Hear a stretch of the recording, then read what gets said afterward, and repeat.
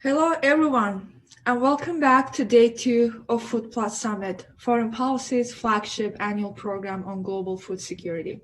Today, we continue our program examining challenges, opportunities, and innovations at the intersection of agriculture, global food supply, climate change, and also seafood sustainability.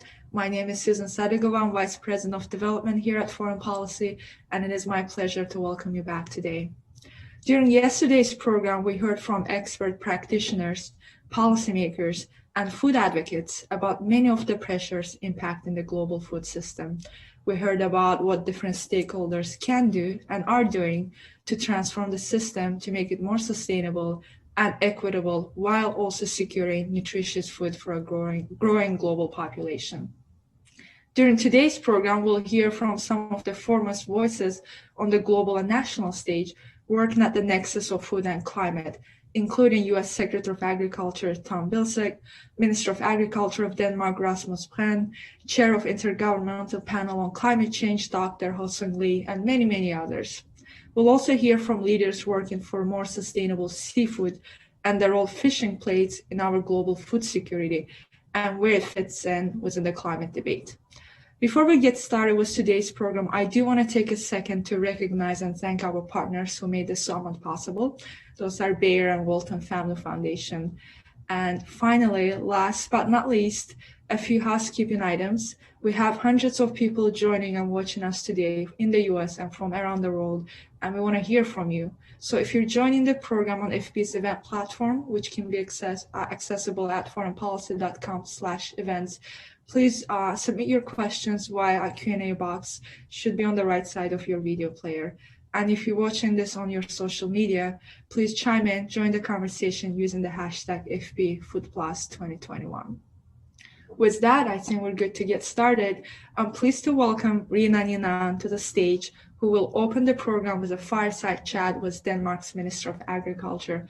Hi, Rina. Welcome to the Food Summit. Thank you so much. Good to see you. I'm excited to be here and I'm excited for our next guest, who's going to give us an inside look at Denmark's national efforts in dealing with sustainability, climate change, and the agriculture sector. I'd like to introduce as you mentioned, the Prime Minister of Agriculture for Denmark, Rasmus Prehn, who's joining me now. Mr. Minister, thank you very much for joining us. Thank you so much, and I really appreciate this opportunity to be a part of this very important debate of the future of the food systems and the agriculture. And there's so many things that we can do, and it's good for both climate, but also our health. I'm really looking forward to have this discussion with you, Rina. I am too. And, I think often when people think about climate change, they don't think about climate change as it affects the agriculture sector. I know Denmark's a smaller country with a population of a little under 6 million, but you guys have very ambitious climate goals when it comes to agriculture. Tell me a little bit about what you're hoping to achieve over the next few years. It's a really important point you have there, that when we discuss the climate change, it's often about the energy sector and the transportation sector, and also the industry.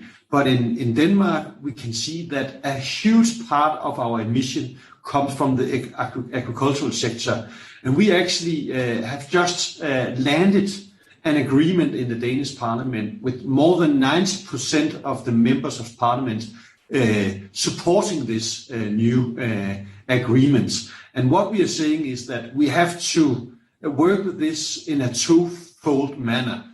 First of all, we have to deal with the agriculture, so we are working with binding targets, and we are agreeing on that we have to reduce the CO2 emission related to agriculture with at least 55%, up to 65%, and perhaps even more. That's the binding target.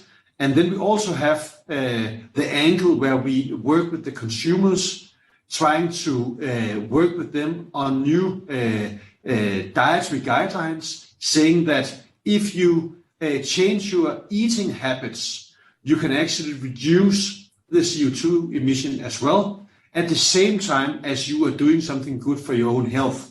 The things you should eat to prevent lifestyles, diseases like diabetes, cancer, heart disease, and so on, is the same food you should eat to avoid a negative impact on the climate. So we are dealing with the consumers also. So it's political to have binding targets, working with new way of making agriculture, and then also working with the consumers, inspire them to change behavior.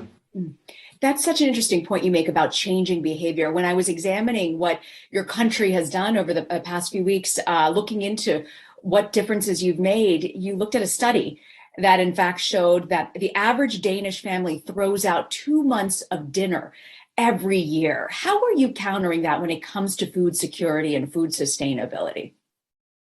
To deal with food loss and waste is very high on the political agenda in Denmark. And we have a huge problem here, no doubt about that. And it's not only in private homes, it is also in our industry that we can see that a lot of food is wasted.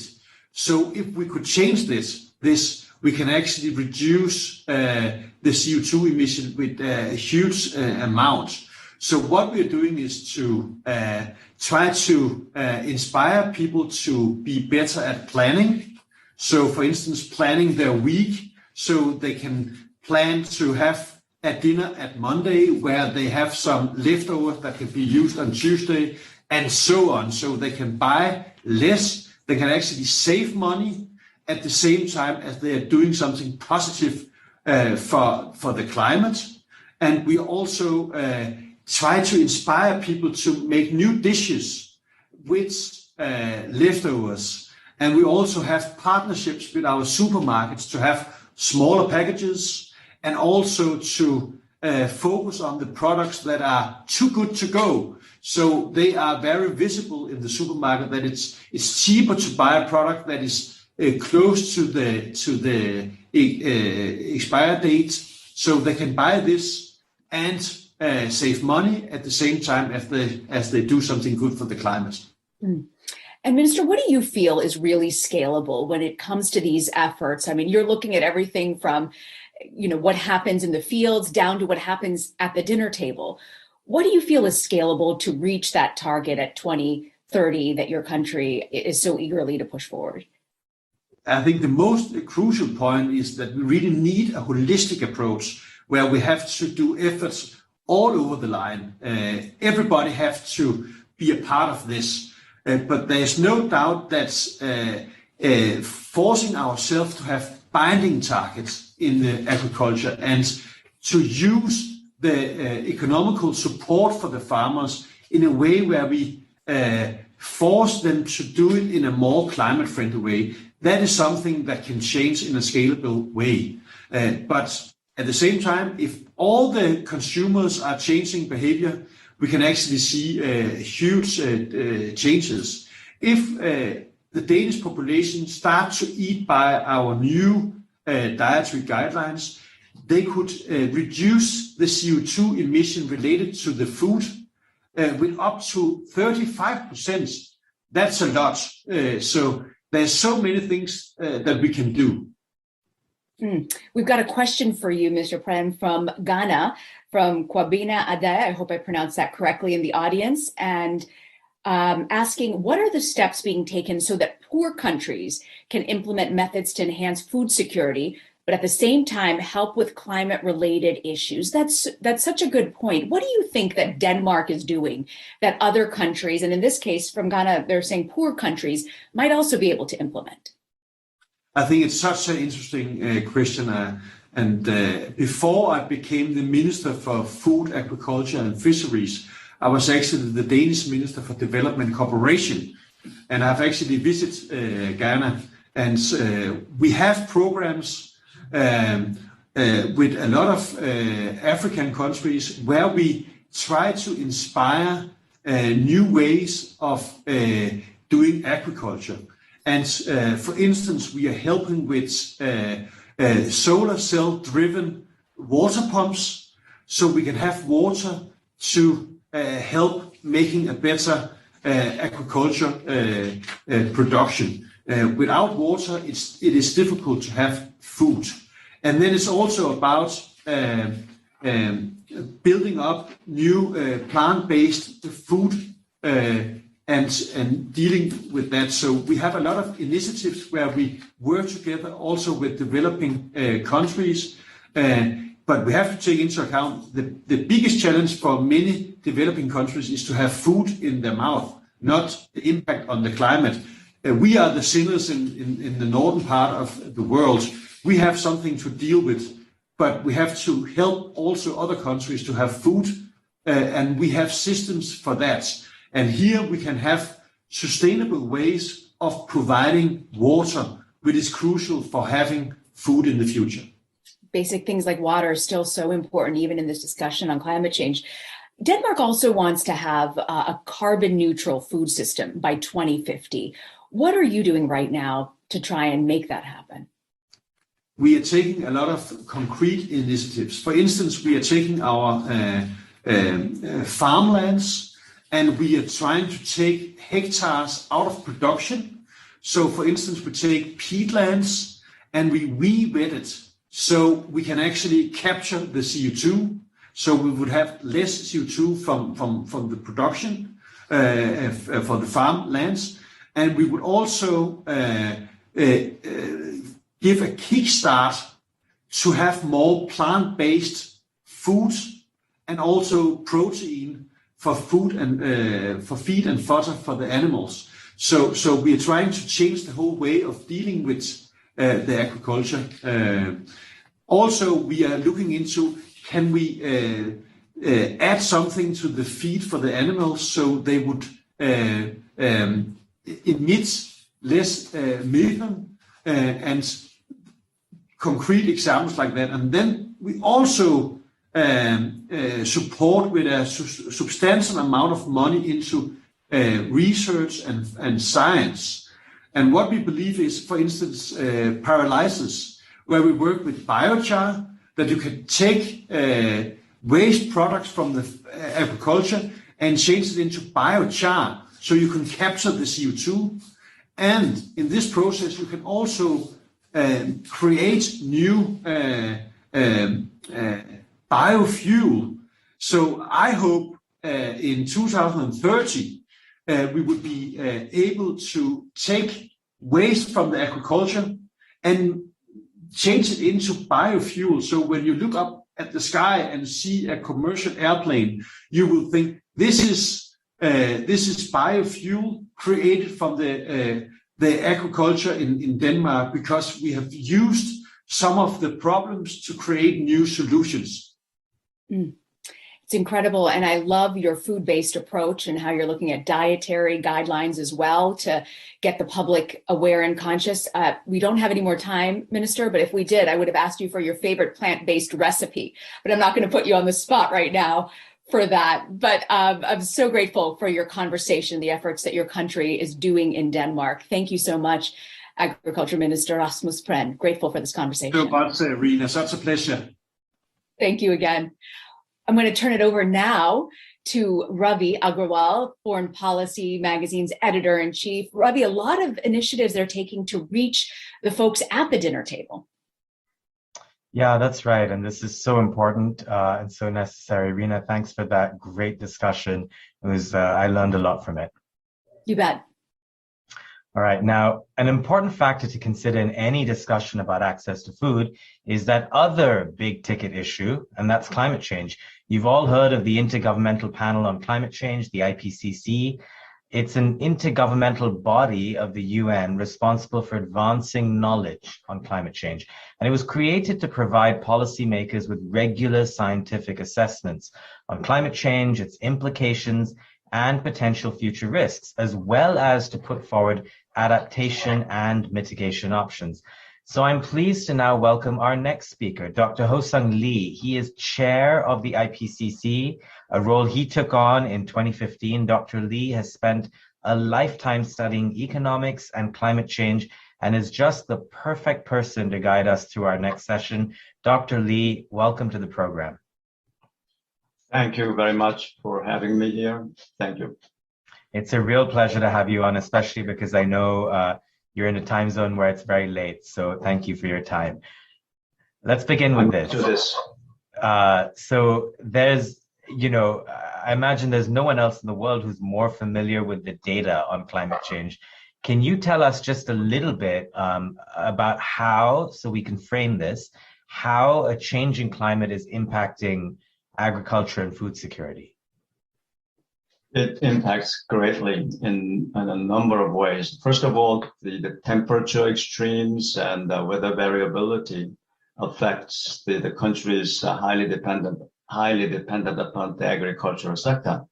And this climate change, creates the extreme intensity and frequency of extreme events.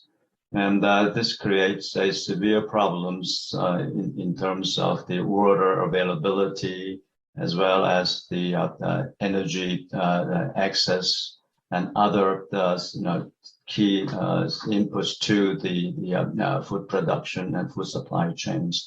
Therefore, this climate change and increasing the severity from the impacts of climate change would affect greatly the food security, and that will impact greatly the livelihoods of many, many populations in the world. Indeed. Now, let's discuss COP26, the recently concluded climate summit. I know your role isn't to weigh in on the politics of it all, so let me ask you this. What action items did countries leave with? Well, first of all, this COP was very important as a way to going to the global, what they call a global stock take, and that is to see how the countries under the UNFCCC and the Paris Agreement are doing good for achieving the net zero 2050. And many good results were achieved in COP26. But best of all, it is very important that countries who promised achieving net zero 2050 should be able to have the detailed implementation programs so that the world community as a whole has a confidence in our resolve to achieve this net zero by 2050. That means the world will have to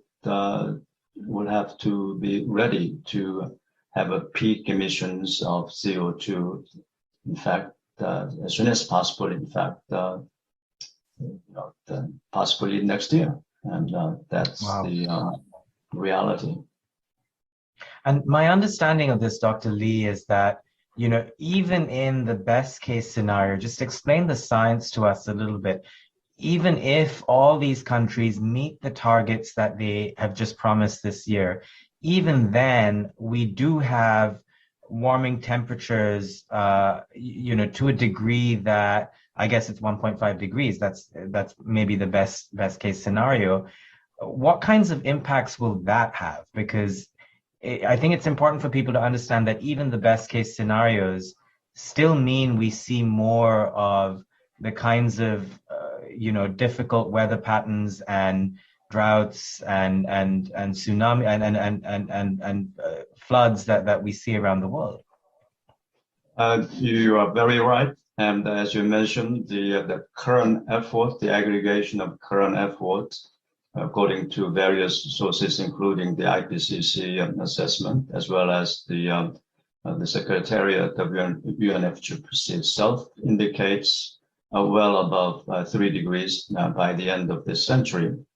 And such a warming level is unprecedented, and data indicates that probably something like 3 million years ago, the Earth experienced such a level of the warming.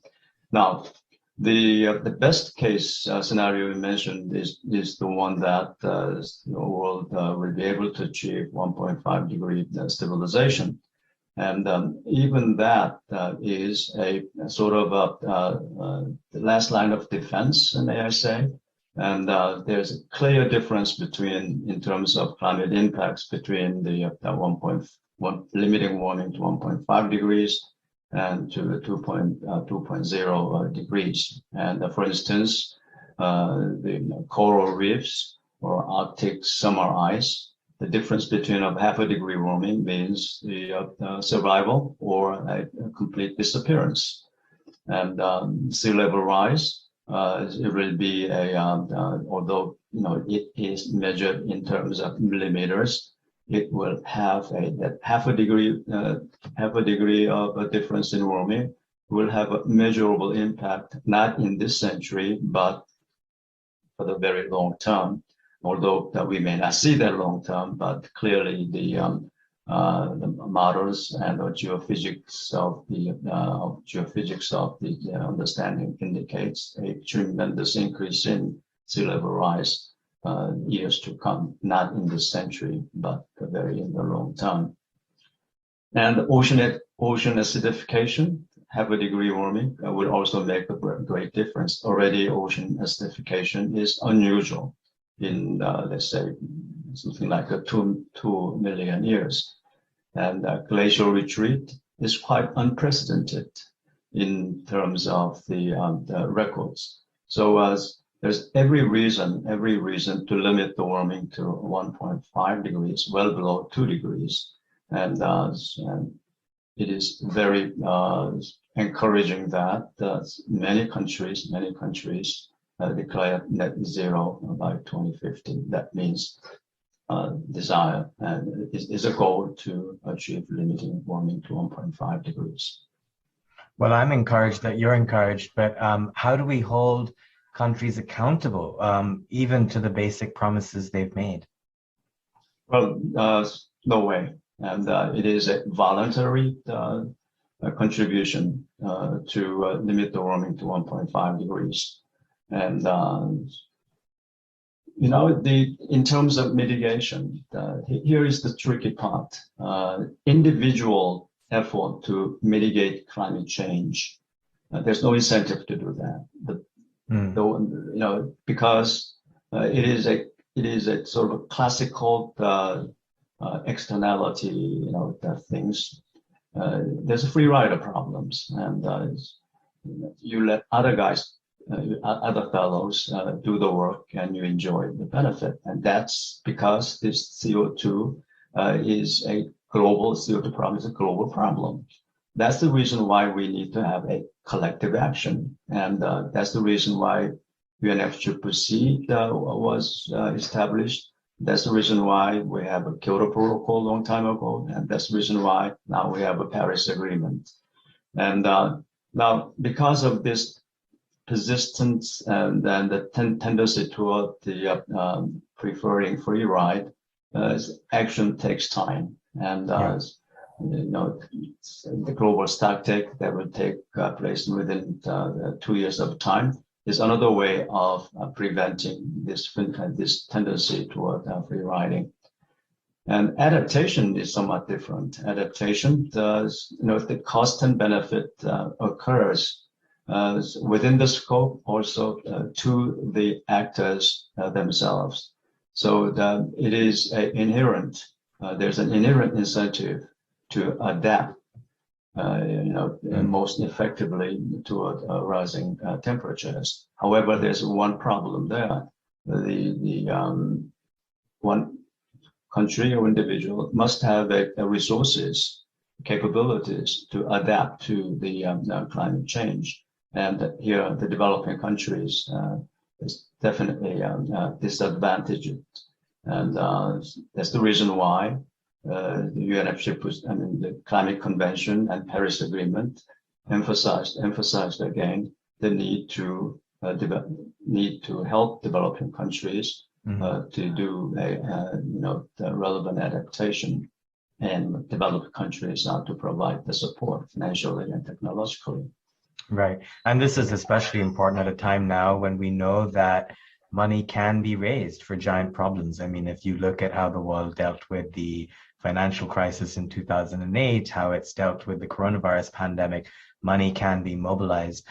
Dr. Li, we have, in our audiences, policymakers from around the world who listen into these conversations. And so I'd like you to speak directly to them now. What guidance do you have for policymakers around the world in terms of the systems they need to put in place for climate mitigation, and also to ensure that they are able to meet their commitments? And as you think about that answer, I'd also like to sort of add the component of food security, because, to tie it back to why we're here today, what are the kinds of things, as you do your very important research, that you want policymakers to be thinking more about? Well, I think that the policymakers do not need any guidance from outsiders, and I believe they know what they are up to. And however, the IPCC's role is to provide a scientific findings, which is to help the policymakers and decision makers for informed decision making. And our report very clearly indicates that there is a problem here. That problem is really the cooperation between developed and developing world. And the achieving net zero by 2050, that's the I believe that is a tool. The goal is to achieve a climate neutrality by 2050. That depends upon how developing worlds develop from now on. And our report clearly indicates that that development pattern should be a carbon neutral development. And developing countries is in a somewhat, a fortunate situation to install new infrastructures for their development. And we hope that that new infrastructure will be a carbon neutral, as much carbon neutral as possible. And that goal needs to be supported by developed world. Right. Definitely. Right. I couldn't agree more. And I think that's why some of the pledges to, for example, stop supporting the funding of coal plants around the world is so important, because, of course, the growth imperative for countries like India or Nigeria is something that can't be disputed. Dr. Li, I have questions coming in from our audience, and I know we're also running out of time. So let me put a question from Sarah Estes to you. She works for FutureSight Inc. And she says, I wish everyone could hear Dr. Li's explanations and read his work. But her question is, can Dr. Li provide some suggestions on gaining public support for changes to ensure compliance with measures to address climate change? That's a very difficult question to answer. And I mentioned at the outset that mitigation is a tough thing, and because of this alignment between the action and benefit of action, cost of action, benefit of action, and therefore we need to have a mechanism. We already have a mechanism for collective action and implementation. The question is, how can we reduce our habitual way of consumption and production, and although a lot depends upon the kind of infrastructure we are going to have, but it is important that any investment we are going to have from now on will have to be very mindful about carbon footprints of those new infrastructure that we'll have on the economy. And that infrastructure have a long, very long lifetime. And it's very important that you install infrastructure with the lowest possible carbon footprint now rather than later. I'm sure everyone listening in is going to agree on that one. Again, the question is one of finance. Dr. Li, we're out of time. We didn't get to talk about the IPCC's 6th assessment report. Please know we'll be looking out for the next phases of that report. Of course, in the climate science world and also in politics now, your reports have the impact of bombshells. So we will be looking out for them. And thank you again for the data and the science that you provide all of us to inform our work. Dr. Hosang Li, thank you. Thank you very much. Dr. Hosang Li there, he was chair of the Intergovernmental Panel on Climate Change, joining us from South Korea. We thank him for his time.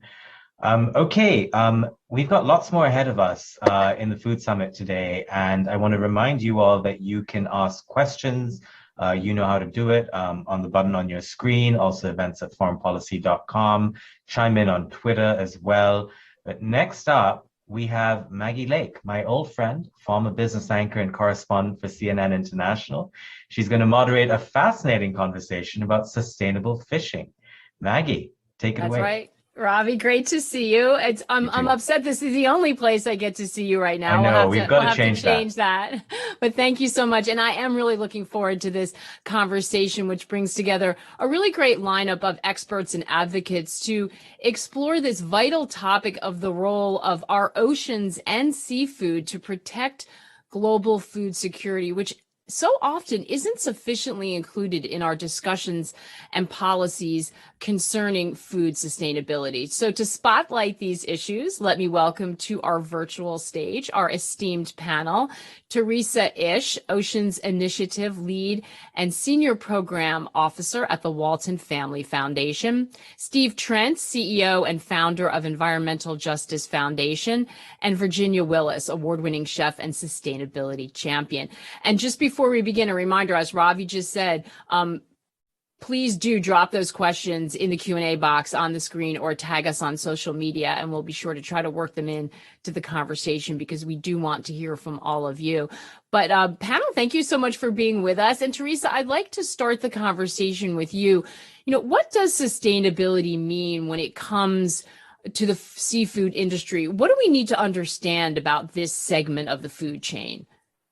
Well, fish has such an important livelihoods, environmental, economic role to play in our food system. More than 3 billion people around the world rely on seafood as their primary source of protein, of 20% of their primary protein intake. 60 million people around the world are employed in the fishing industry, and it's by value the largest globally traded food commodity, which I think we don't often realize when we talk about food systems. And then in terms of environmental impact, fish really are the keystone of the oceans. Fish and their ecosystems are the bellwethers of what's happening in the rest of the ocean. And to ensure that those fisheries are managed sustainably, that we have fish populations and food for now and in the future, it really takes good science to understand what's happening in the water, good management to set rules in line with that science, and then the work between fishers, the seafood supply chain, and us as seafood consumers to really ensure that everyone is playing by those rules that benefit us all in the long run by keeping fish on our plates and in the ocean. Yeah. Steve, I feel like the problem of overfishing has been around for a long time, and yet I don't know where we are on the progress. Is climate change making it worse? You know, how does this plug into this larger conversation we see happening around COP26 and gatherings like that? It's a really interesting question, and I think it's one where you can go over an incredibly broad terrain. But I think perhaps at this point, just to set the scene almost for this, I think if we recall, our seas and ocean cover 70% of our planet. They contain around 70% of all animal biomass. And these ecosystems are producing more oxygen than all the world's forests. They're giving us our every second breath. And that's all while absorbing the bulk of human-produced carbon dioxide. So vital ecosystems that are intimately connected with climate. They are, our seas and oceans, they regulate our rainwater, our drinking water, our weather to a greater or lesser degree. So you can't address these issues purely in isolation. I think that's critical. But I'd also reference what Teresa said just now, is that healthy seas and oceans, by definition, need healthy populations of marine species and fish in particular. And unless we're careful to act as good stewards of this resource, we will find millions and perhaps billions of people have a remarkably reduced capacity for successful livelihoods, for food security, and for general well-being. Yeah, Steve, are we making progress or are we moving backward with this? Where does it fall on the scale? You can really argue it either way. Forgive me for saying so, but I'm a professional optimist. So when I wake up in the morning, I say we're making progress, and where we're not, we can. Critically, what I would say is that we know the solutions. We understand the problems and we understand the solutions. What we really need to do is drive the implementation of those solutions to accelerate progress. So even where we are succeeding, if you like, there are still critical pressure points where more quickly has to be done. If you want to put the contrary view, you can say, if you look at what the United Nations assessments give or take, about 90% of global fisheries that have been assessed are either fully fished or overfished. And I think that one figure tells you much of what you need to know. If we're not exceeding the limits, we're at them. So we must be careful, and we need to look at this how we act as guardians and stewards, because one of the incredible things about fisheries is if you look after them, if you look after that marine environment, it keeps on giving and giving and giving. So it's in all our self-interest to do this. Step away from the short term, look to the longer term horizon, and you can see economic profit, social benefit, ecological services that are provided. It really is win-win-win. There's no other way of really calculating that sum. Yeah, and when we talk about sustainability efforts, I think it's really important to always be very conscious of the value, not the difficulty and the cost in the short term, but the payout if you do it right, as you say. Virginia, I saw you shaking your fist when Steve said he's an eternal optimist. I think everyone working in this space has to be. But it's interesting when he gives that stat about the state of overfishing. I think in many ways the food industry, the networks, chefs like you have really helped raise the profile of farm to table, locally sourced agriculture and the importance for consumers. Is there the same kind of awareness around overfishing? My sense is that there's not. You're exactly right, Maggie. There is not the same sort of awareness about farm to table as there is overfishing. I think that one of the primary things echoes what Teresa and Steve just said. In terms of consumption, the United States is in a very different place than the rest of the world. And so it's very specifically dealing with U.S. consumers. We eat 15, 16 pounds of seafood a year. And like Teresa alluded to, other places, it's the primary source of protein. I mean, there's elsewhere in the world that it's 200 pounds per person per year. Now that's a lot of numbers, but just the difference in that indicates the huge presence that seafood has elsewhere in someone's menu, diet, and life, and then the less significant presence that seafood has here. So just starting from that, we're sort of behind the 8 ball, or whatever, our hook isn't properly baited, right, to catch the client. So one of the most important things is to give people that awareness. One of the things that I think is so striking about the ocean is this beautiful, vast thing, and we can't see it, right? And that physical limitation, I think, is literally a stopping block, a stumbling block to understanding what's happened underneath it.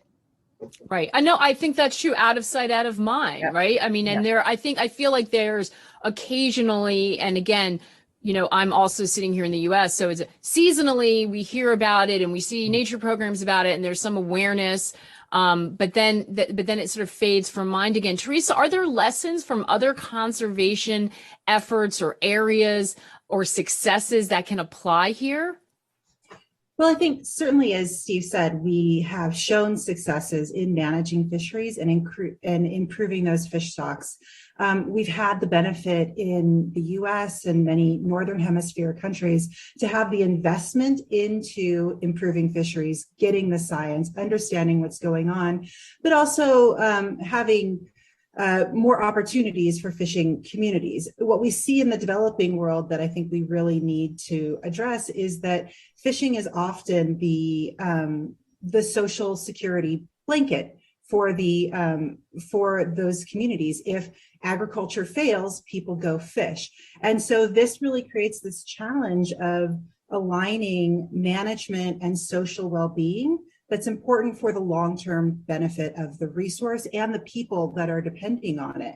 And so I think where we can draw those connections, where we think about managing fisheries and think about that in the context of our food systems and how agriculture and seafood interact, I think that's where we come to the really interesting solutions around how to think about how we produce food in a sustainable way in the face of climate change for a growing population. Mm-hmm. So we've gotten little pieces of the puzzle. We know what works. We need to put it together, build the will, and actually implement these solutions that we know exist. Teresa, do you think it's an issue of financing it? Is it an issue of awareness, accessibility? Where is the barrier? If we have some examples, what's holding us back? I think financing is certainly part of it. We know that if we were to manage all of our fisheries sustainably globally, it'd produce over $80 billion in additional revenue a year. And so it's bridging that gap between getting to that good management and those benefits at the end. But I think the other pieces that hold us back are more structural. The seafood industry, by history, by nature, is one of the least transparent industries in the world. You have vessels in an unseen ocean, and it's hard to monitor and track them. You have foreign access agreements between fleets that are traveling for thousands of miles and small coastal nations who depend on that revenue, but then also depend on the resource. You have fillets of whitefish where most people can't tell if it came from Alaska or from Chile, and they get mixed together in the market. And so this is really why it's important to bring together fishers, governments, scientists, and the supply chain, the people who actually bring the fish to us, to develop these solutions, because they each have a different role to play within this system, within improving it, and with bringing some of these solutions to life. No one can do it on their own. Yeah, absolutely. And I think that's a great lineup of some of the challenges. And I feel like that resonates from the sourcing right through to the end of the consumer. Especially when you talk about the white fillets, as someone who tries to make educated decisions. We'll come back to that in a moment. Steve, what policies have you seen, because you do a lot of work on the ground, that can help address the problem, specifically because I think, as you've all touched on, it isn't just an issue about fishing or seafood. It involves climate, involves economic stresses in countries. Teresa just mentioned, if agriculture fails, there are human rights issues. This covers a whole gamut. What kind of policies do we need to think about in order to get to some of the root causes of the problems? Well, that's a great question, because I think we do need to look at the solutions and highlight them. So the simple way of phrasing this to begin with is there's no single best solution. We need a portfolio of different mechanisms, different tools, different policies that can deliver genuine sustainability and I would say equity. But both Teresa and Virginia have touched upon one of the bits of the architecture, if you like, that has to be changed and that requires policies to bring about that change. To start with, we need to know and understand who is fishing, what, where, when, and how. Once you know that, once you've got that information and data, you can look in and you can start to apply whatever policy you want, for good or for bad. But in the absence of that knowledge, you are all too often, whether you're a fisheries manager, whether you're a non-profit like myself, whether you're a big policy person, you're making educated guesses. So the first thing is, let's change the architecture of national, regional, and global fisheries management to deliver that transparency. And I would say that might sound to some like a big ask, but it's not. There are plenty of simple tools that are available to us right now that are economically realistic, that are logistically deliverable, technologically available to us to drive that transparency. I think the only piece that is missing there is the political will, the intent to implement those tools and policies and take them to scale, if you like, because fisheries is, stating the obvious, all too often an inherently transboundary business. Boats will cross from one border into another. So that's my first thing. Give us the ability to see what's really going on, and then you can start to leverage policies. On top of that, there are many other tools. One that I'd want to mention now that I think is important is giving those people that are most dependent upon the resource a say in how it's managed. And that's not just because it sounds virtuous or sounds good. It's because if you give people who are using that resource every day, who depend on it to feed their children, to provide education for them, to provide a home, and they know and value the resource, they too will have an inherent stake in making sure that we manage it sustainably. So you're looking at a bottom-up approach, but at the same time, you do need that top-down approach, because you need these big systems that can deliver the transparency and the broad regulations, enforcement, and tools that can make sure that the bad actors are not taking an unfair share. So that's where I would start with this piece. Transparency, and then bottom-up, top-down. There are many other things, as I say, within this that we could do, but I think if you could do those things, you can go a long, long way with dealing with the worst enemy of fisheries and food security, which in the immediate short term is overfishing and illegal fishing. Absolutely. And if you don't have that at the start as the building blocks, then you could argue that the best efforts may fall short because you're constantly chasing the unknown. Virginia, what are the conversations and perhaps challenges chefs face in trying to stock sustainably sourced fish? I mean, we just talked about that issue of transparency. Does more need to be done to make it accessible and more transparent for those who are trying to do the right thing? Yes, most certainly. So there are different organizations that work to obviously to determine what's sustainable and what's not sustainable. I do quite a bit of work with Seafood Watch, part of the Monterey Bay Aquarium. It's a very sort of science-driven approach, and they have a Blue Ribbon Chefs panel, of which I'm a member, and it's all about educating. And some of the restaurants are more high-end, right? And there's a trickle, but there is a trickle-down effect, because the high-end white tablecloth, more expensive restaurants that were initially farm to table, they can communicate to the consumer, which will then go to the more fast casual restaurants, et cetera, et cetera. However, as a chef and cookbook author, it's reaching that middle America in the United States. It's reaching that the middle zone, because as we discussed before, people aren't aware of it. And then we in general are super attracted to tuna, salmon, and shrimp. That's it. Like, no one knows any other of the species. And so a restaurateur that has with very small profit margins can have salmon on their menu and sell it. But when they go to a less known species, trying to take some of the pressure off the overfished species, even if it's properly managed, right? It's still a little perhaps overfished. Then they face consumer pushback. because the consumer wants the salmon. They know salmon, it's familiar. That is one of the larger barriers, is just like, is the consumer awareness. But there certainly are resources for chefs to learn more about what is sustainable. And I feel like it's on our shoulders to help educate that consumer. Absolutely. And it's so powerful. You know, we know the whole industry and the ability to move people.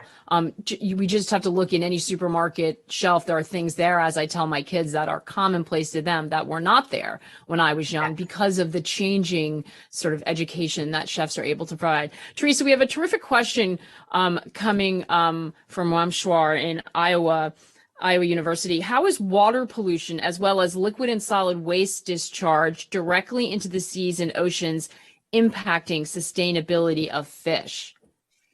That's a great question. And I have colleagues who work on water pollution out of the Mississippi River who are far more expert on this than I am. But what we do know is that those coastal zones, seagrass beds, mangroves, those areas are the nursery ground for so many critically important fish and other marine organisms. And so when those areas are polluted, it makes it more difficult for those populations to reproduce in numbers that they should. And that not only affects the ocean environment, it also, those are the fisheries that are most accessible to small coastal communities. Those are the ones that are really like the livelihood, food security dependent fisheries around the world. And when those habitats are compromised, it not only affects the environment, but it affects their ability to access critically important food. And so what we do on land is extremely impactful for what happens in the ocean. And in the face of climate change and changes to the agricultural sector, these two can't be separated. You can't talk about agriculture and access to fish and seafood anymore in separate conversations. That's right. I think that is the case across the climate conversation. Rarely do any of these things happen in isolation, which is why it's important to include them all in the conversation. Steve, this is a question coming from John in DC. How important is seafood to developing countries? What challenges are these countries facing in terms of the impact of climate change on their supply of seafood, and what will it take to help these countries solve those challenges? I think this is really the question of, recognizing that in the developing world, the economics around this matter so much.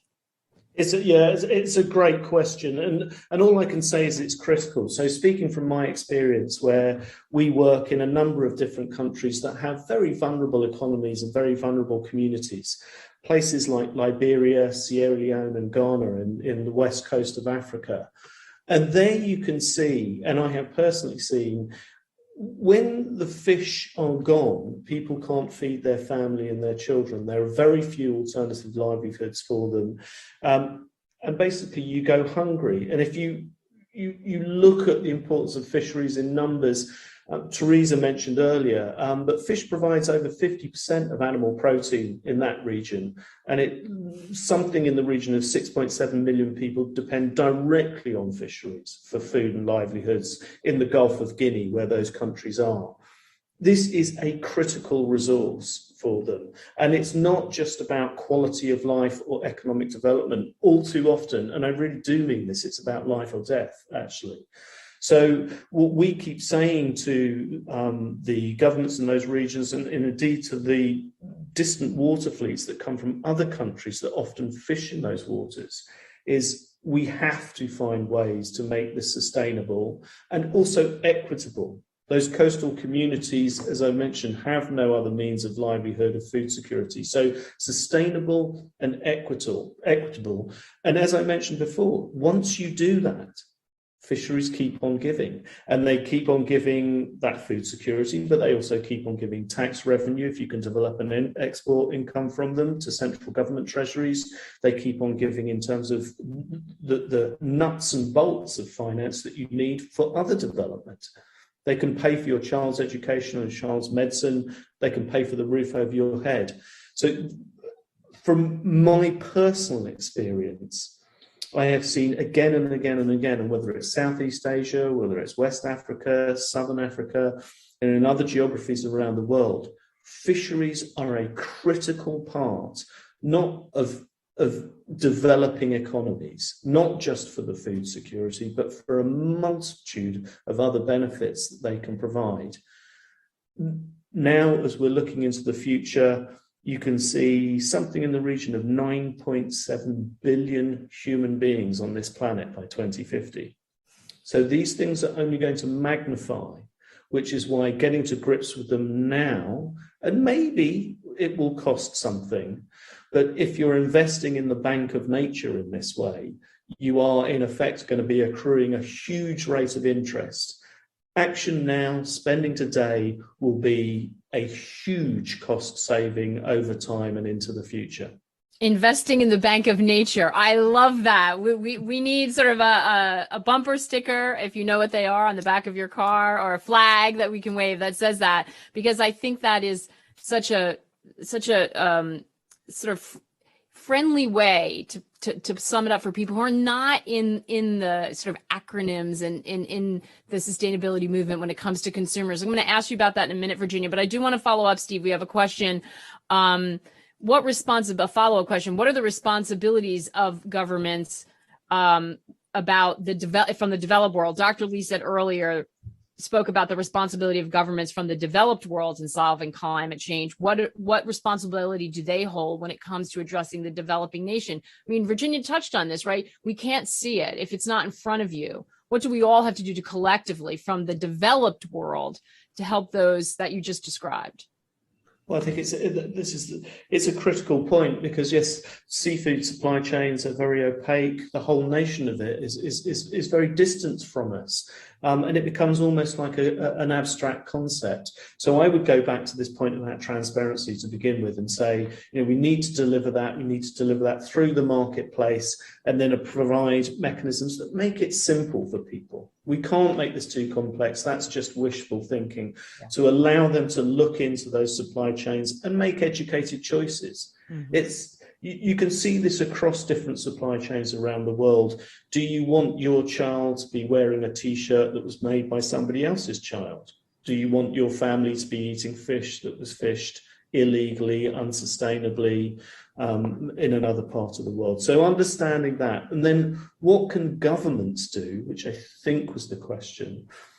Well, they have a unique role. They provide the regulatory regime, and certainly the government in the United States, not just this current administration, but the previous one, and I hope future ones, the collective superstructure that works in the European Union, they are providing different controls and mechanisms to try and drive down sustainability, to make sure that the providers, whether it be in the marketplace, at the big supermarkets, the Walmarts, the Costco's and others, or whether it be those people that are actually catching the fish, are doing so legally, sustainably and ethically. And I think only government can fulfill that role. Yeah. But that said, in a closing point, I would come to, we need business, we need government, we need civil society to work together. We can all identify our differences, we can all identify our problems and challenges, but what really sings is when those three broad groups come together and work for the same goal. And I think if we do that, we can deliver solutions quickly, efficiently, and effectively. And that, being perfectly honest about it, is what excites me. Yeah, and we've seen the change that can happen when you get everyone coming together. Virginia, Steve was just talking about making educated choices. And we know that the consumer has a role to play here. One thing we haven't touched on is the health benefit, right? That health and well-being that can come from this. We are behind in the US, but can that play a role? Should we be talking about that more when it comes to linking it with not only seafood, but sustainable seafood? Oh, sure. And if we think about the food system at large, I mean, it does have this huge carbon footprint. But personally, and I feel like that is where the personal connection is what makes the difference in everything. I love what Steve just said about, do you want your kid wearing a t-shirt made by a kid? Is that really, if we can take it to that level. And so health and wellness, it starts with each individual person. Recommendations are to have seafood at least once a week. So it really is all about that accessibility. Years ago, I was at Monterey Bay Aquarium, and I remember we were talking about the partners, the sustainable seafood partners. And one of the companies that was mentioned was Walmart, that all of the seafood served at Walmart is sustainable. And yet that is not necessarily promoted because there's a perception of cost, right? So there's a perception that because it's better for you and better for the planet, that it may cost more. So that is another sort of layer of another layer that we have to overcome. But undoubtedly, seafood is a nutritious, lean protein, and we all need to eat more of it. That's such an interesting anecdote, because we don't really think about that in terms of the perception around seafood. That's so fascinating. Thank you for sharing that. Teresa, I would like you to weigh in on that about, again, sort of framing it around the value that seafood can provide and the fishing industry can provide for global health and food security. We do have a question, though, as well, and I don't know if this, again, would fall more to someone else on your team, about what the COVID crisis lockdowns, what impact they had on commercial, aquaponic, and urban fishing industry. Have aquaponic systems increased, or like many other situations, did the lockdown sort of put a halt on some progress that was being made? Do you have any information on that? Not so much on the freshwater and freshwater aquaculture side, but what we saw immediately after the COVID lockdowns is a lot of fishing communities weren't able to fish. Despite their dependence on this resource for food and livelihoods. That's because it wasn't safe for them to go out into boats. It's because there are regulations sometimes around having human observers on the boats to make sure they're legally compliant, and the fact that a lot of their customers, the restaurants, the markets, had shut down to the public. And so this had a very short-term, immediate impact on fishing communities around the world. And what we see, interestingly enough, were a couple of bright spots come out of this. We saw supply chains change and become shorter, more direct to the fishermen. So when fishermen did get back on the water, they were able to get product to consumers.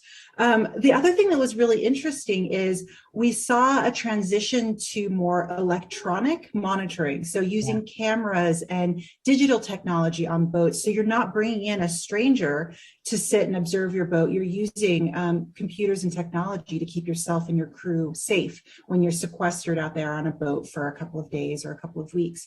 And the other thing that's been really interesting is, a big part of managing fisheries is knowing who is fishing, as Steve said. And so much of the small scale fishing industry or sector is unformalized, unregulated. They are not registered with the governments. But that meant when they got locked down, they couldn't access benefits meant to support people during the COVID lockdown. And so it really spurred both governments and fishing communities to want to become formal, to want to be recognized and be counted. And now that they can be counted, there's an opportunity to support them, to give them more voice, and to help them fish more sustainably, both economically, financially sustainably, and environmentally sustainably. So while I think the seafood and the fishing industry are still really suffering from the lockdowns and the changes in the supply chain, there are bright spots that I think we can grow and help ease some of that transition over. And one just anecdotal instance that I love is we and some of our partner foundations work with a number of fishing communities in Maine. And one of our partner foundations supported that fishing community to sell their product into local food banks. So they were helping their community get access to food in a time when people often didn't have the resources to buy fish, giving them this healthy, wonderful protein, and supporting the fishermen who had lost the supply chain that they depended on. So we saw a lot of really great innovations come out of this that hopefully we can continue when things return to whatever normal looks like, that really supports people and the planet. I think those are fantastic observations. And by the way, I live right by the coast And we also saw some people flip from wholesale to direct to consumer. And Steve, I think that the thing that powers this is technology. And as you, I think, referenced before, not really always expensive technology, but innovations with the use of the technology we carry around in our hands and making that digital pivot. Is that something that can be accessible and help even in the developing world where, frankly, some of these countries are digital first? Oh, absolutely. Or mobile first, if you think of it that way. Absolutely. And if you look, just looking at sub-Saharan Africa, if you look at the countries there, the revolution that's been ushered in by the use of the mobile phone, smartphones, and it's across a whole range of sectors. It allows people to access markets and to make income and create livelihoods that would never before possible to them. But also in this issue where we're talking right at the sharp end, we provide many communities, primarily in the west of Africa and the Gulf of Guinea again, with smartphones and a specialized app, a very simple app. And it allows them to document illegal activity, to photograph it, and it has all the data with it. It's geotagged, it's got the date, time, all of those other bits of data that are useful if you want to deal with the problem. So you can have somebody who is literally in a wooden dugout canoe with a paddle and is small net, who is photographing the actions of a big, large foreign industrial trawler fishing illegally. I can have that photograph on my desk with all the data within a matter of minutes or even seconds, and we can be transferring that data when we've verified it using satellite technology and others to people in positions of authority and power who can intervene and stop things happening. Technology is key, and we all live in a world now where technology connects us and we can make it hugely useful to give us the who, what, where, when, how answers, if you like, to prevent the bad guys. And there are some bad guys out there who are doing nasty things with illegal fishing and also other human rights abuses that are associated. And we can also use that same technology for basic community science, if you like. We do lots of work with local communities on the science where they actually develop an understanding of a particular action to intervene and fish more sensitively, if I can say, can lead in the longer term to more fish, bigger fish, a better return. And they see it over time documented through apps and tools on their smartphone. These answers are there. There are many solutions, and it's a wonderful thing to see in action. So I encourage more is more in this regard. I always like when I hear more is more, Steve. But I love the nature of this entire conversation, because I think, you know, it really highlighted the value and the possibility and the progress if we can just connect all of the stakeholders together and really sort of push on that will to make a change. And I think that's so powerful. So I thank you all for that. I'm going to make a request of Virginia, being a chef and a cookbook author. Will you tweet out and share one of your favorite seafood recipes with us all and tag FP on that? That would be so much fun, because I am now motivated to go out and make sure that I'm adding it in more than we're already trying to into the diet. So that would be so much fun. You can count on that. Everyone needs to eat more seafood, and I think it's been wonderful. So often this topic is gloom and doom, and I think that I'm just smiling. I feel like that everyone is on an up with this. This can be moving in the right direction. Fantastic. And we're going to make sure that happens. Thank you all for sharing all this fantastic information that we can all go and put toward these efforts. I appreciate it. Teresa, Steve, and Virginia, thanks so much. Thank you. And that is it for this discussion. Andrew, I'll hand it back over to you. Thanks so much, Maggie. And that really was a fantastic discussion and really well timed for our next talk. We are going to be talking with a few key players on the restaurant end of sustainability in the oceans. And I really think that was a timely talk that you just had, Maggie. We are actually going to be producing a podcast on this issue with the Walton Family Foundation next year, a fishtail on food chains, sustainability in seafood production. We're going to tell the story of fishermen, wholesalers, buyers, governments, activists, and we will, of course, include restaurants and chefs So we'll get a live take on this from our next two speakers, Chef Boon Lai, who runs Mia's, the critically acclaimed sustainable sushi restaurant in New Haven. And I'm going to give a shout out to the chef before he comes on. Chef, your camera angle has inverted. If you could pick your phone up and give that one more jiggle to get it back and turn it back the way you had it. And I think that will work. And then very good. And we're also joined by David Moscow, who hosts the show From Scratch, which showcases how food really makes it onto our plate, and the history, geography, culture, anthropology, science, and technology that are part of the process. So these are crucial efforts to help us, the consumers, understand and be more aware of the origins of our food, with the idea that this can help empower more informed and sustainable food choices. Please join me on our stage, Chef and David Moscow. Great to have you both. Please do unmute. Great to see you. And Chef, good job. We had a little technical difficulty with the chef's iPad and computer, so he is on his phone, but he was able to make it work. Good work, Chef. We're going to start with you. You're a chef, not a technology expert, we know. But we want to talk a little bit about you and your work. You are, of course, known for your sustainable sushi, but you also, you have a lot of peers who do sustainable seafood menus. You focus also on invasive species menus. So I'd love to dive into that a little bit. What is an invasive species menu and why is that important? It's just one way of approaching the problem of sustainability in food.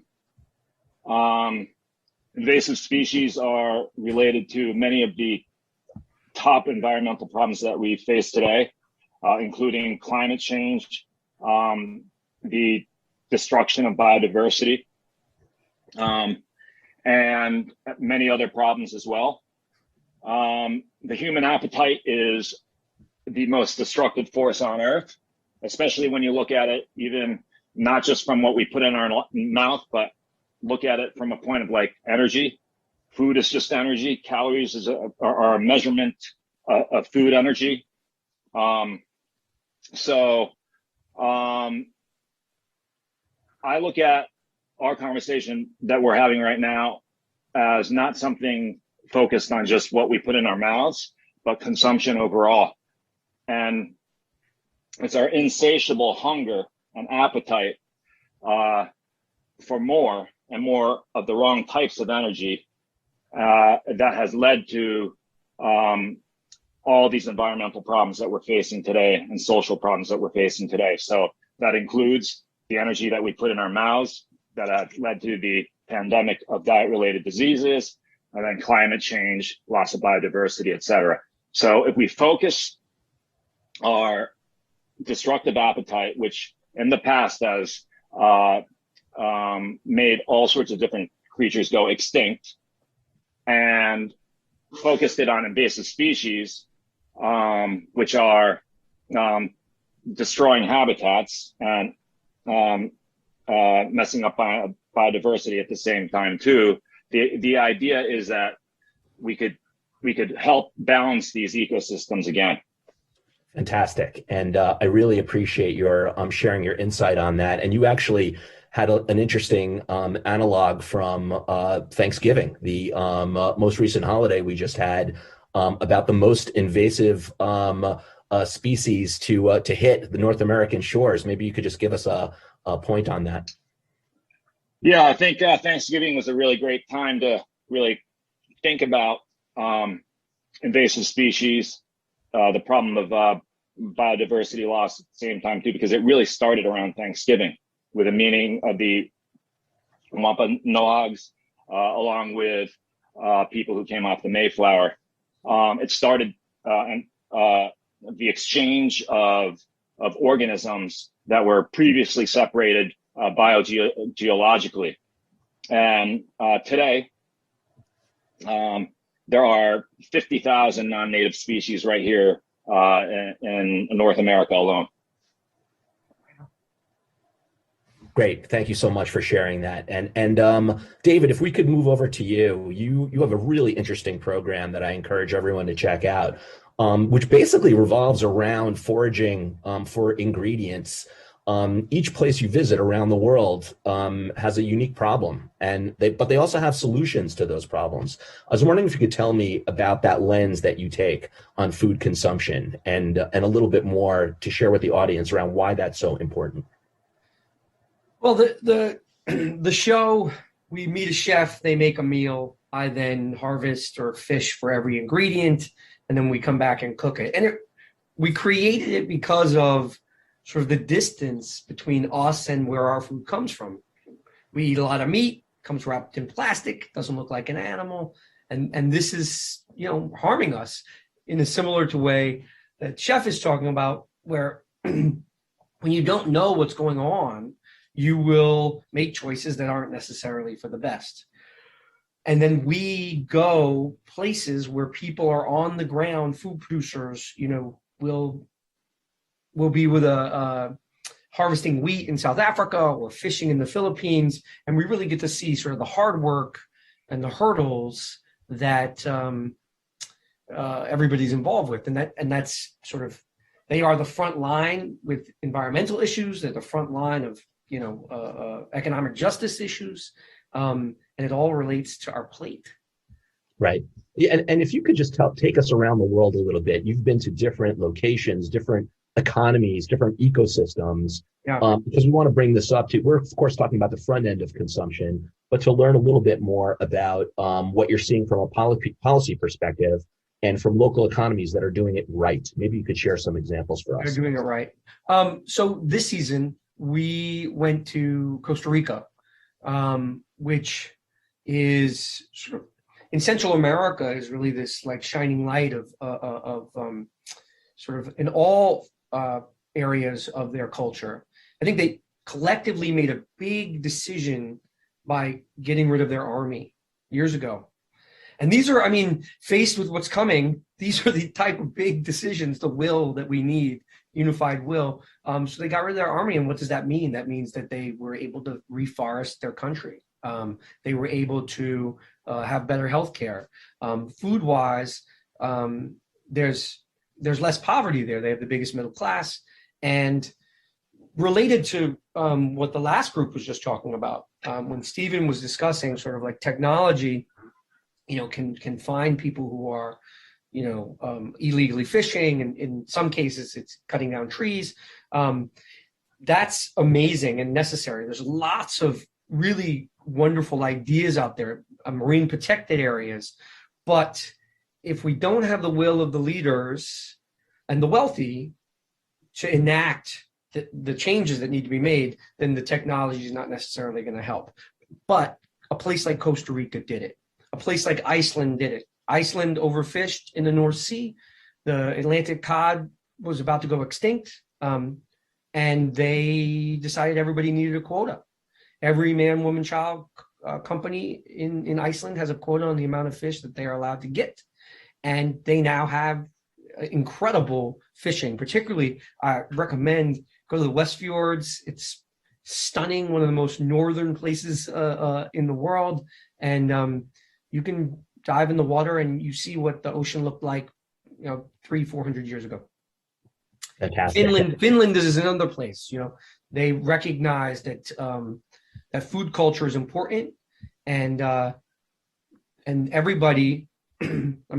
Everyone has time off. They give people a lot of vacation, so people go out into the woods and interact with nature.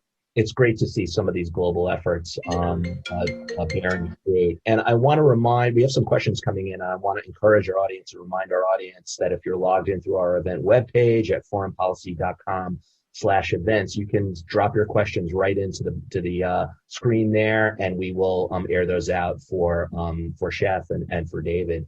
And I have one right now from the National Restaurant Association for you, Chef. And it really comes back to, this is from Jeff Clark. And it comes right back to restaurants and the challenge of that don't focus on seafood when training chefs on how to fillet and prepare a wide array of seafood like different invasive species. How do you promote prep techniques to other chefs who might not know about bycatch, invasive species, and local seafood sourcing? It all has to do with exposure. So just a decade ago, it was really, really hard figure out what types of seafood were sustainable and which ones are not. And today you walk into a Whole Foods or a Target or even a Walmart, and sustainable seafood is certified and ubiquitous at the same time. So it's really not that difficult to get chefs into sustainability at all from a seafood angle. As well, culinary schools, all the top ones, prioritize the teaching of sustainability. Great. And David, I don't know if you want to comment on that as well, because that's basically what you're doing with your show, is showing some of these efforts to prove how it's doable, how you can forage and use sustainable ingredients. I mean, there's lots of people doing amazing things out there. And to jump off of what Chef was saying, even when you go into restaurants, sometimes they'll have wall boards that have like the farms that, people are getting things from. And if we can move that sort of mentality into the sort of, it is one thing for fancy restaurants to have that, but if that can be something that moves into the everyday meals in some of these fast food restaurants where they are buying local, helping local farmers and fishermen, that's a way to sort of counter the insane consumption that we do. Yeah, let's talk about that insane consumption. The title of this discussion is around the power of the human appetite and whether it can fix the problems that we have. You've made the point, David, that we have tied our economies and ourselves to consumption. How do we fix this? This is one of the principal problems of us eating our way through our environment. What are some ideas for how we can fix it? Is it education? Is it bringing everyone's knowledge and awareness of the issue up the curve? Is that the solution? Frankly, I think that the world, I talk to kids. I'm about to have an interview with a young environmentalist in the Philippines to talk about the South China Sea. And everyday people know. It's not really everyday people at this point. I think we all know what we're doing to the world. And when you look at polling, Americans, they know what's going on. It really is this bottleneck with the leaders and sort of the patrons that pay the leaders. And will they step in and make the hard choices? And if not, then, we're going to be in a lot of trouble. We're already there. I was in Kenya, not to pick on other countries. In America, we see what's going on with the divisiveness right now around a pandemic. And if you ever thought that people would come together to sort of like help ourselves, this would be a moment, right? Can we figure out, could we put a marine protected area? Basically, they say that 30% of the oceans need marine protected areas in order for fish to succeed. And that if we hadn't had World War II, where we stopped fishing for like 5 years, that we would already have emptied the oceans. Can we make 30% of coastal waters a marine protected area? I don't know if America could do that right now. And that is not the people. That is not Americans. Americans all vote pro-environmental policy. That is, can we get it to the next step? Right. And people like Chef are doing amazing things that, yes, these can be incorporated, but the overall, hell in a handbasket, right. that's gotta come from our leaders. Chef, I know you have some thoughts on this because there's a lot that can be done on the policy front, but I do believe that you have a kind of frame of mind that there is a consumer-driven initiative that will help this as well. You talked about, maybe you could chat a little bit about the seafood import monitoring program. Yeah, so that would be from a policy and regulatory standpoint. And again, that's why it's so incredibly important what David does, because we're talking about food supply chains, and in particular seafood, but the entire food system needs this, which is that we need transparency in the food supply chain. And the best way to be able to do that is to have governments take action. So the SIMP, which is a seafood import monitoring program, supplies data for over 1,000 species of seafood, which is a little over half of the seafood that comes in. So for SIMP, what we need to do there, it's a great thing that's been created, but we need to cover all the seafood. And we also need to be able to do that with all the other food that we're eating as well, because there's so many problems, environmental problems and human rights problems that exist along the supply chain right here domestically. Right. And do we see, we know that we have examples of consumer-driven initiatives like free trade, fair trade coffee, that leads major seafood major buyers to adhere to those policies. Are we going to see the same in seafood moving forward as well? It's already happened with seafood. It's why you can go into Walmart. It's why you can go into Target. It's why you can go into McDonald's and get an NSC certified fish fillet sandwich. It's because it's a combination of the people demanding it and corporations listening up and being like, hey, man, we've got to do this because it'll be profitable to us. But part of the problem is that the kind of change that we need, and David was talking about it in our conversation before, was that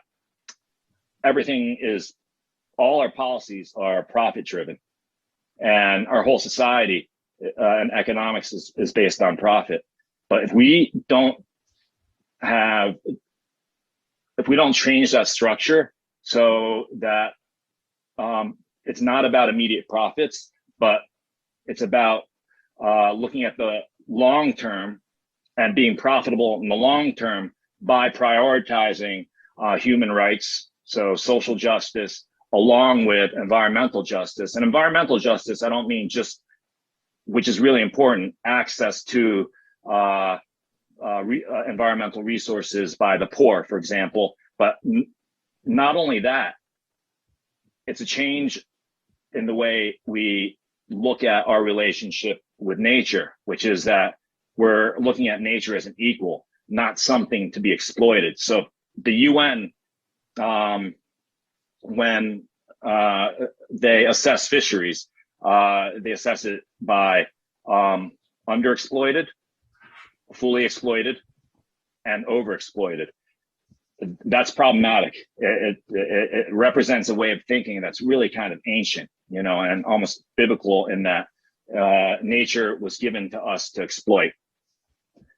Today, I think we need a social and economic system that respects nature and puts them on equal level as us, or even above us as humans. Thank you, Chef. I right on, Chef. Completely. And right on, Chef, as David says. A great segue to a question from one of our participants, Coco Warner from Germany. Coco is with the UNFCCC. That's the Convention on Climate Change. What would be on your wish list for policymakers for the next USA Farm Bill or for the next EU Common Agricultural Policy to foster regenerative agriculture or seafood practices? If you had your tick list, and same question for you, David, if you can think of that afterwards. Is it incentives? What do you feel is the most important policy we can input right now? You mentioned expanding SIMP as one potential action. I really do think the most important thing, there's many important things, but the most important thing that we can do is to have laws and regulations in place that make our entire food system transparent. Because if people knew what was going down right here in our country and our food system, the violation of human rights and destruction of the environment, we have gag laws which violate our First Amendment rights that still exist today. That started popping up in the 1990s, not too long ago, and have proliferated to other free countries like France and Canada. So I think that's like one gag laws in the food food chain. So whistleblowers, right? Yeah, it originated with food, with animal rights groups going in and taking photographs and film of factory farms of pigs and chickens and stuff, and then laws being enacted so that they can't do that. David, I see you nodding and agreeing. Over to you, and if you could also for us, kind of just to wrap up a bit. You've noted that we've also drifted, and I love your line, on that. But if you from understanding the food ecosystem, one thing you mentioned to me is that lots of people, can tell us how the stock market works, but very few know how photosynthesis works. Which is the most important, scientific. Even if you don't eat plants, you eat meat eaters who eat plants. And it also gives us our oxygen. But I want to jump back real quick to something that if there was, obviously the ocean is in peril, and the last group talked about that. But I think if you put some of the money towards more smaller farmers, if we shifted all of the money that we send to large corporations and we move that locally, whether that's local fishing communities and paying people not to fish for periods of time. I know they did that under Obama in the Northeast, and it saved the Atlantic cod in the United States. But if you did that for local farmers around the country, around the world, you're creating even more jobs than if you gave to a larger corporation, and you are keeping food local, which helps. I think that we're at this tipping point, and we have a lot of the. We know what we need to do, and chefs doing it. Costa Rica's doing it. Iceland's doing it. Finland's doing it. The U.S. is doing it in some ways. Right. And can at this 11th hour, can we get our act together? And I think we'll try. Well, we do have to end it here. We're out of time, but I'll tell you that last point is very, very relevant because our next guest is the Secretary of the Department of Agriculture, Secretary Vilsack. So we're going to hear from him now on that. But I want to thank you, David Moscow, Chef Boon Lai. Thank you so much for joining us. This has been thanks, Andrew. Thanks, David. Thank you, Chef. Thank you, All Andrew. Right. Bye, guys. Bye. I'd like to invite now onto the stage my colleague Rina Nanan, who has done fantastic work with us over the year. And I think, Rina, that was a great lead into your discussion, the final segment of this year's summit, to talk with Secretary Vilsack. And I hand it over to you, Rina. Thank you so much, Andrew. It's incredible to see the power that all of us have in the choices we make at every single meal. I'm looking forward to hearing more about that podcast too, Fishtail. Thank you again, Andrew. And I'd love to welcome our keynote speaker next, somebody who knows a great deal about agriculture and spent a lot of time in this sector. And he's looking into ways that his department can reduce emissions by the specific initiatives that the U.S. Department of Agriculture is launching. I'd like to welcome Secretary Vilsack to join us now, the head of the U.S. Department of Agriculture. Secretary Vilsack, I know you're in Glasgow and you have launched some ambitious initiatives, both domestically and internationally. Tell us a little bit about what the Agriculture Department is hoping to do.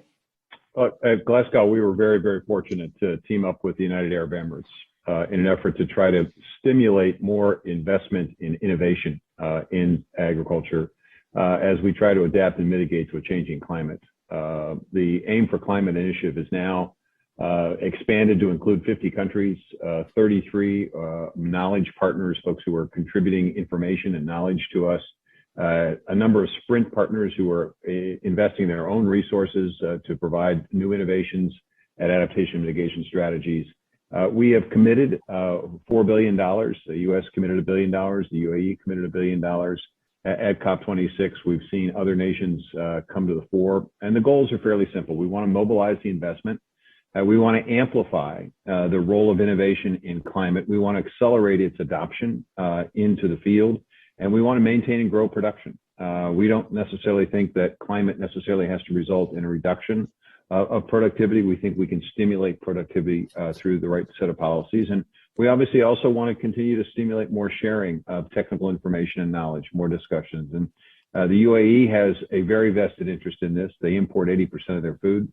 So they want to make sure the rest of the world is capable of producing that food. And they also want to become a bit more food secure from their own perspective. So it's an exciting new opportunity, and we're looking forward to seeing the results at the next COP meeting. Secretary, you served as governor of Iowa for 2 terms, and then you also had the good fortune, I would say, of not only serving in this administration, but serving in the same capacity all 8 years under the Obama administration as agriculture department secretary. What do you think you're looking at differently this go round? Because so much has changed since the Obama administration, our awareness on climate change. Well, where to start? Well, I think we are, I think we understand and appreciate that the farmers in this country are in a much different position and place than they were at the beginning of the Obama administration. If I were to talk about climate change back in 2009, I would have received a very different reaction than I'm receiving today. I think farmers and ranchers and producers in this country understand that they have got to get engaged in climate smart agricultural practices, if for no other reason than the market is demanding it. Consumers want to know that what they're doing with their consuming dollar is helping the environment, not hurting it. So that's why we have reached out to farmers, ranchers, and producers and asked them, what could we do to facilitate, to accelerate adoption of climate smart practices? And what we heard back from them was, give us the capacity to reduce the risk to farmers and ranchers of embracing these new technologies. Allow us to do large-scale pilots and demonstration projects. Enable us to establish the standard for what a climate smart agricultural practice actually is. The fact is, when you go into the grocery store today, people are now marketing product as being climate smart. Well, what does that mean? Climate friendly, what does that mean? Establishing a standard through large-scale demonstration projects will allow us to give consumers greater confidence, will enable farmers to embrace climate smart practices, reducing greenhouse gas emissions, and also allow them to participate in ecosystem markets and other ways in which they can identify additional revenue streams so it becomes profitable for them to embrace climate smart practices. So you're going to see this launch in a very significant way in the first quarter of 2022. We've put out a request for information. We've received a lot of comments, and we hope to be able to put the framework for this program out and potentially making awards perhaps as early as the second quarter of 2022. So really excited about this opportunity. Yeah, it's really heartening to hear that these farmers are also on board and eager to help and understand this moment just as much as the administration does.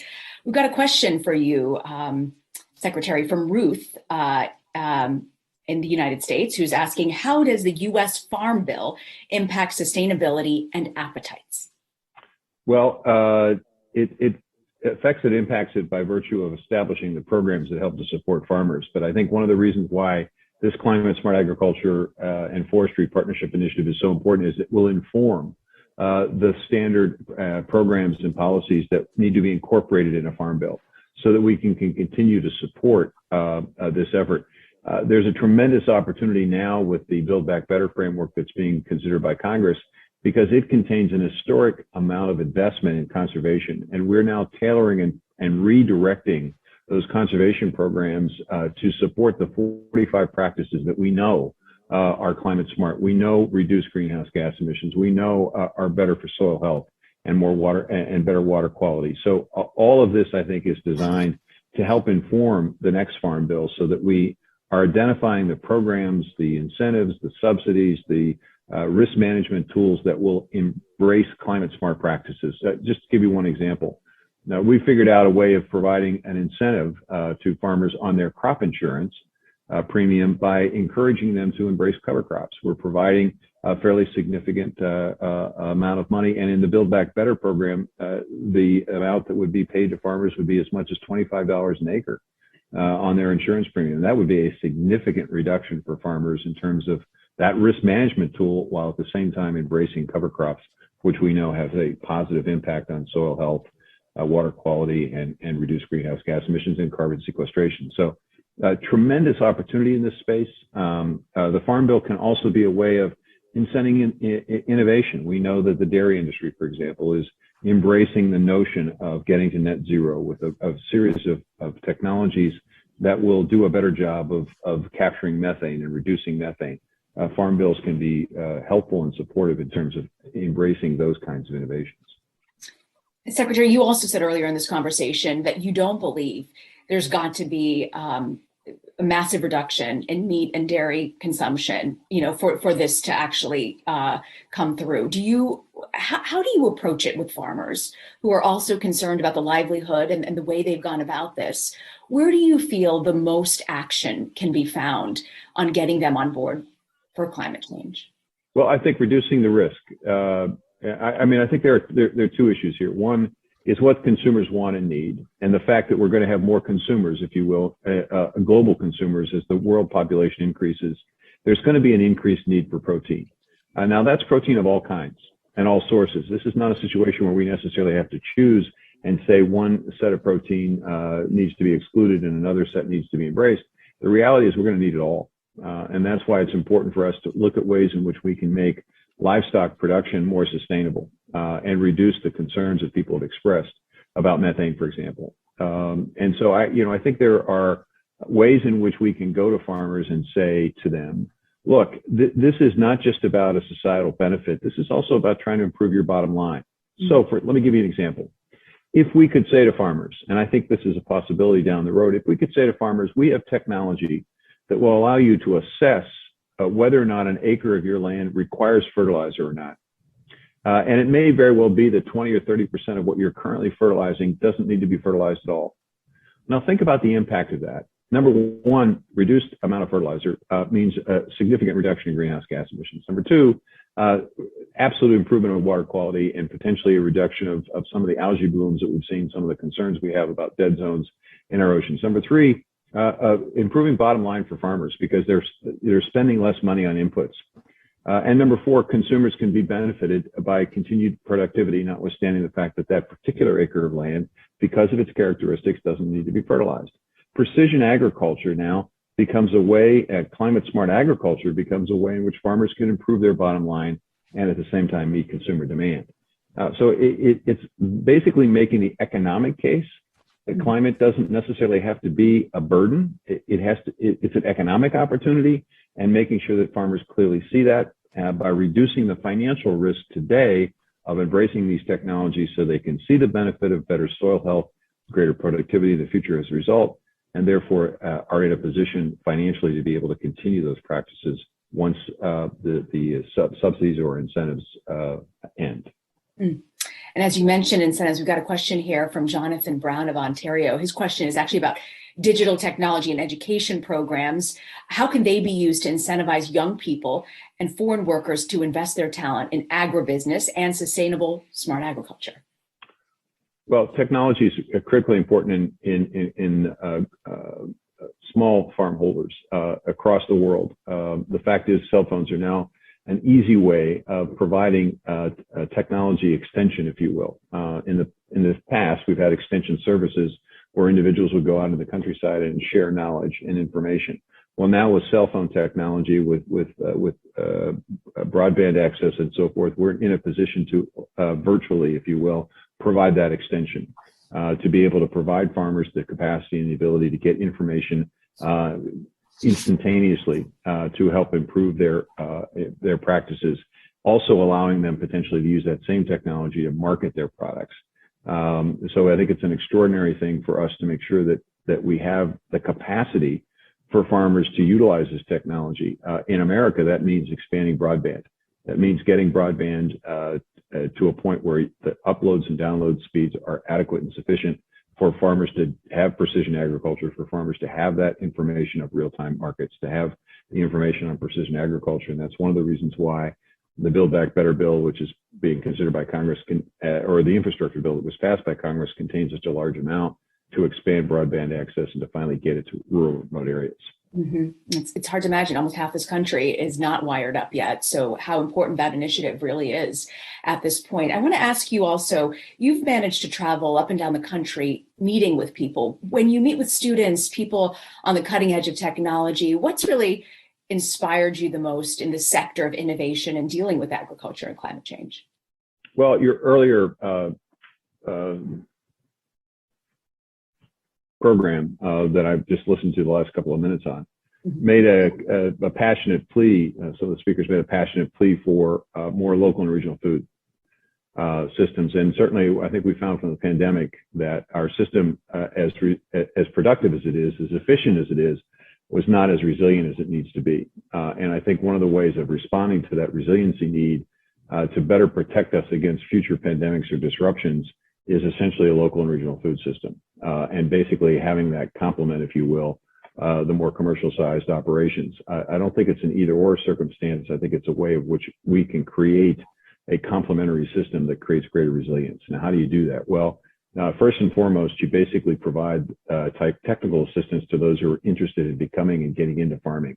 You got to make it easy for people to understand how to do this. This is not an easy occupation. It's not an easy calling. It's incredibly risky. It's very difficult. You have to be technologically connected. You have to understand how to grow things. That's not an easy proposition. Then you have to know how to market. So secondly, in addition to providing technical assistance, is the capital to get started. Whether it's a microloan program that we have at USDA or the larger loan programs, the farmers, beginning farmers, need access to capital. It's hard to walk into a bank and say, hey, I want to be a farmer, and have that banker say, oh, no problem. Here's X number of dollars that I'm happy to lend you. Bankers understand farming is risky. They want to know that you have a history. That's why USDA programs, government programs, are so important, to give farmers the extent and the ability to have capital. And third, you need markets. You need market access, and you need to know where the markets are. And that's why at USDA, we're looking at ways in which we can participate and expand market opportunities from farmers markets, farm to school, farm to restaurant, farm to table programs, farmers markets, and also using our procurement resources at USDA to provide greater access and opportunities for underserved beginning farmers, historically underserved farmers, to have access to, when we purchase products for school lunches, when we purchase product for food banks, that we're doing so supporting that local and regional food system. And then finally, you need land access. And frankly, that's a challenge at this point.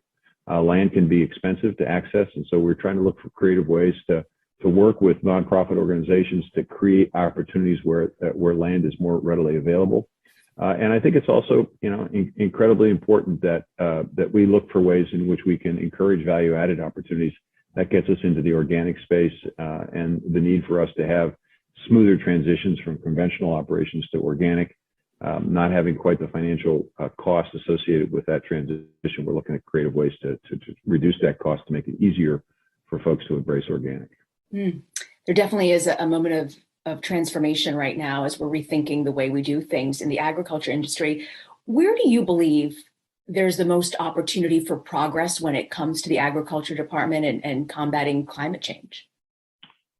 Well, I think this Climate Smart Agriculture and Forestry Partnership Initiative is a way of creating the greatest opportunity and accelerating adoption out in the field, if you will. When you combine that with the research that's taking place, that's going to enable us to reduce inputs, going to enable us to figure out how to reduce methane, how to capture methane, how to reuse agricultural waste into a variety of ways, creating more of a circular economy. I think you see a tremendous opportunity here. I think that's part of it, and I think the research aspect is critically important, and the combination of the two is pretty powerful. And then finally, making sure that we're using our existing programs, the programs that people are comfortable with, making sure that they are available to everybody, not just a select few, and to make sure that as they're being available, that we are embracing, as I said earlier, the 45 practices that we know are climate smart, figuring out ways in which we can target direct resources towards those practices. Secretary Vilsack, I want to thank you very much for getting us up to speed on what the Agriculture Department in the U.S. is doing on climate action and within the agriculture sector. Thank you for your time. Thank you. You bet. I'm going to toss it over now to Susan Sadigova, the Vice President of Strategic Development at Foreign Policy. Hi, Susan. It's been a great 2 days. Thank you, Rena, so much. And of course, big thanks again to Secretary Vilsack for rounding out the program. I think it's a great way to wrap up the summit. It's been a very informative and inspiring 2 days, and I want to thank everyone who helped make this year's Food Plus Summit a big success, including FB's fantastic events team who programmed and produced the entire summit. And a big part of success, of course, is due to our partners, Bayer and the Walton Family Foundation. We thank them for their support and, of course, their leadership too in this field. They're doing a lot of great things in sustainability field. And a big thanks, as always, to our global audience. Many hundreds have tuned in over the last 2 days. If you missed any part of the event, including yesterday's sessions, full recordings will be available on our page, foreignpolicy.com/events, very shortly. And last, I'm happy to share that Foreign Policy has many more exciting events coming up, including one happening next Wednesday, December 8th, on great power plays in the South Caucasus region and how U.S. might strengthen political and economic engagement efforts throughout the region. Hope you can check it out. With that, thank you again. See you online for our upcoming events and again next year. Wishing you happy holidays. Please stay safe and take care. Bye for now.